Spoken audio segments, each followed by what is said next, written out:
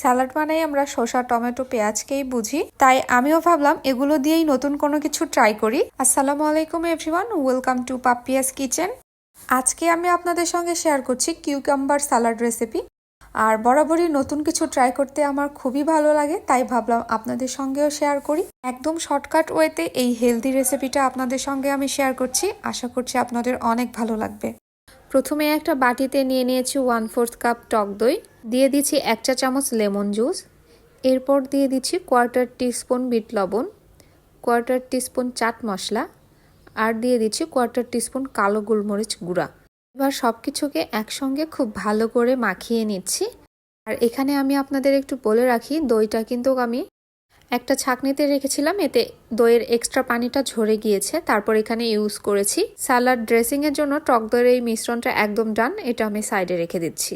এরপর আমি একটা বড় সাইজের মিক্সিং বোল নিয়ে নিয়েছি, আর এখানে নিয়ে নিচ্ছি 1/3 কাপ করে শসা, 1/3 কাপ ছোলা বুটের ডাল সিদ্ধ করে নিয়েছি, দিয়ে দিচ্ছি 1/4 কাপ পেঁয়াজ কুচি, 2 থেকে 3টা কাঁচামরিচ কুচি, আর এখানে নিয়েছি হানি মিক্সড নাট, এখান থেকে 1 চা চামচ নাট এখানে নিয়ে নিচ্ছি। আর টক দইয়ের যে মিশ্রণটা রেডি করে রেখেছিলাম এবার সেটা দিয়ে দিচ্ছি। এবার চামচের সাহায্যে সালাডটা আমি সুন্দরভাবে মিক্স করে নিচ্ছি। এই কাজটা কিন্তু কখনোই হাত দিয়ে করা যাবে না, তাহলে ভেজিটেবলগুলো থেকে পানি ছেড়ে দিবে আর খেতে একটুও ভালো লাগবে না। দেখলেন তো কত সহজে তৈরি হয়ে গেল মজাদার হেলদি স্যালাড রেসিপি। এখন এইটা আমি একটু পরিবেশন করে নিব একটু ভিন্ন ওয়েতে। এই জন্য এখানে আমি 2টা শসা নিয়েছি, আর শসাগুলো ভালো করে ক্লিন করে আমি মাঝখান বরাবর কেটে নিয়েছি। আর এর মাঝখান বরাবর যে বীজগুলো রয়েছে সেগুলো তুলে ফাঁকা করে নিচ্ছি। আপনারা হয়তোবা স্ক্রিনে দেখেই বুঝতে পারছেন আমি কাজটা কিভাবে করেছি।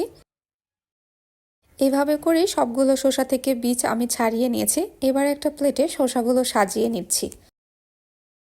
এবার যে স্যালাডগুলো আমরা রেডি করে রেখেছিলাম সেটা এর মধ্যে নিয়ে নিচ্ছি। সবসময় একই কাট করে সালাড খেতে কিন্তু অনেকটাই বোরিং লাগে।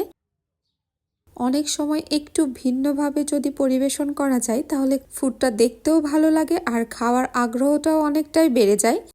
এই শসাগুলো আপনারা 3 বাইটেই শেষ করে ফেলতে পারবেন। খেতে খুবই মজার এবং অনেক হেলদি অ্যান্ড রিফ্রেশিং। আমার চ্যানেলে আরও বেশ কয়েকটি সালাডের রেসিপি রয়েছে, আপনারা চাইলে দেখে নিতে পারেন। সো রেসিপি ভালো লাগলে ভিডিওতে অবশ্যই একটি লাইক দিবেন এবং শেয়ার করে রাখবেন। আজ তাহলে এখানেই বিদায় নিচ্ছি। আল্লাহ হাফেজ।